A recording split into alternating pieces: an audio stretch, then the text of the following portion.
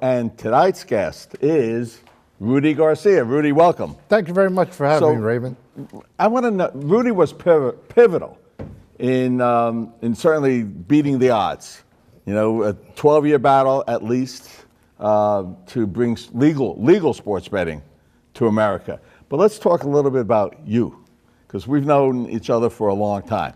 26 years 26 years, but you're older than 26 years old, a few more years. Yes, I am. Tell me about your history. Were you born here in the United States? No, I wasn't. I was born in Cuba. Habla español? Sí, hablo español bien. So I was born in Cuba. Hablo un poquito. Sí, yo he escuchado tus cursos. Entiendo. No, but I came here in 1968. From Cuba? From Cuba. How old were you? I was 4 years old. Back then, Lyndon Baines Johnson had the freedom flights.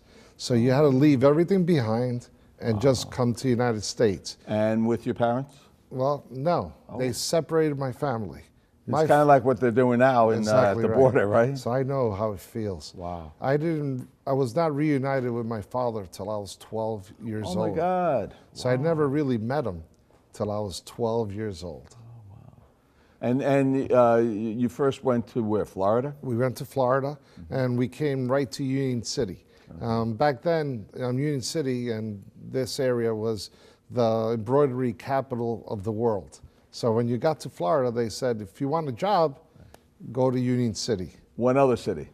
Sorry? One other city also, besides Union City. Which one? That would be Elizabeth. Elizabeth. My hometown. All right. So we benefited so much, Rudy, as Union City did. Absolutely. From the immigration from Cuba. You are Elizabeth Central Business District. When a lot of central business districts over the years went downhill, all of our stores are full. Absolutely. Same thing happened in Bergenline Avenue here along in Hudson County, Union City, West New York, North Bergen. It was the Cuban population that really revitalized that whole neighborhood. And then subsequent areas of South absolutely. America. Now it's Central and South American, yes. And they've come here and they've continued in the American dream. And it really was an American dream, Raymond. Fantastic. My mom was a university professor at the University of Havana, came here, had to take a job as a seamstress, which is a noble job, but it was a lot different than she was accustomed to. Worked 3 jobs. We barely ever saw my mother either. I grew up in the schoolyard in Union City, in Robert Waters High School at Roosevelt Stadium, playing ball. And one of the most compelling parts of my life was when I was 10 years old, and a man came to my house, and I saw my mom talk to him, and then she broke down crying. And I was like, Mom, why are you crying? And she goes, our life is about to change.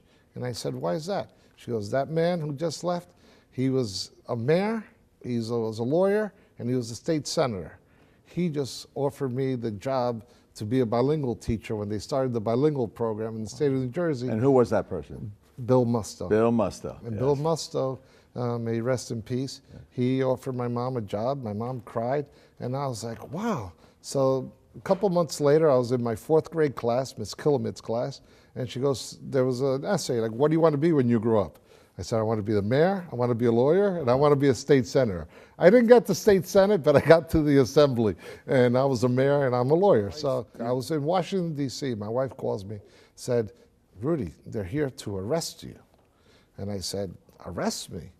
I said, you mean that they're going to serve me papers or something? I mean, take the guy's card, and goes, no, they're looking for you. And I'm like, well, did you tell them I'm in Washington, D.C.? What is it? And we didn't know what it was about. And then eventually we found out it was all part of that gambling sting. And I was embarrassed. And you were you in office at the time?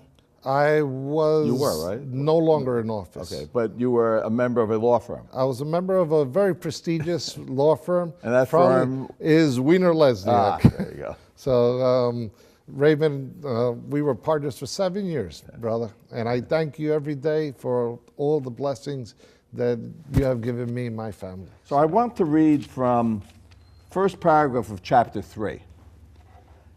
And it's titled Operation Thunderbird and Operation Slapshot. You were caught in Operation Thunderbird. Yes, I was. Wayne Gretzky in that Operation Slapshot. The catalyst for my 11-year journey It's 11 years, it's 12 years. So many years I forgot exactly from time to time. It's about 12. To overturn PAPSA. PAPSA is the federal law that bans sports betting, except in Las Vegas and Nevada, right? Began on March 30th, 2007. Remember that day? I sure do. When my friend, Assemblyman Rudy Garcia, was in the wrong place at the wrong time. He was placing a bet with a Monmouth County sports betting operation when it was raided by local law enforcement. The raid was called Operation Thunderbird. Rudy was charged, though charges were later dropped. And expunged. And expunged with, this had to be devastating, racketeering, conspiracy to commit money laundering, conspiracy and promoting gambling. That could not have been a cool thing in your life, man. No, man. For doing the same thing that you could have gotten on a plane in Las Vegas to do. So, you know, I commit, you're the unsung hero here, Rudy. You know, because listen, it's been a long journey. Yes. And but God works in mysterious ways, and like I said, I was blessed to have a friend like you. The legal system in the United States, where you are innocent until proven guilty, still in this country. Tell us a little bit about, you know, the budget and what the state is facing. Legal gambling in the state of New Jersey is going to bring in revenue to help fund many worthwhile programs throughout the state. Hundreds of millions of dollars. Hundreds of millions of dollars are flowing. And actually, they're bringing in more money than they even estimated that they would. Yeah, but not me. Not you. I knew. And I also went on this pursuit to bring jobs back to Atlantic City. We lost 15,000 jobs.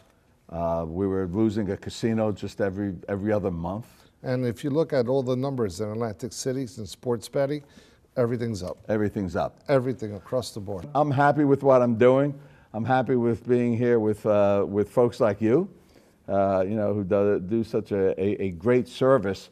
And by the way, let me add, again, remember Beating the Odds? The LesniakInstitute.com. Again, great. Rudy, some great memories here. And by the way, 8 legal setbacks. There's a quote in here. This is before we won with the Supreme Court. 8 legal setbacks. I'm from New Jersey. It takes more than that to stop me. We learned lessons the hard way, didn't we, Rudy? That was a long battle. Yes. But, you know, just like so many other battles you fought on the legislative front. And you've always been a champion of some causes that were not the most popular at the time. Abolish the death penalty. Death penalty. Environmental cleanup was not popular at the time that I got it. You were suing polluters before it became the wave of the future. There you go. And then also on same-sex marriage. Same-sex marriage. Yes. And the rights of all individuals. Thank you. You've been a champion, and of animals.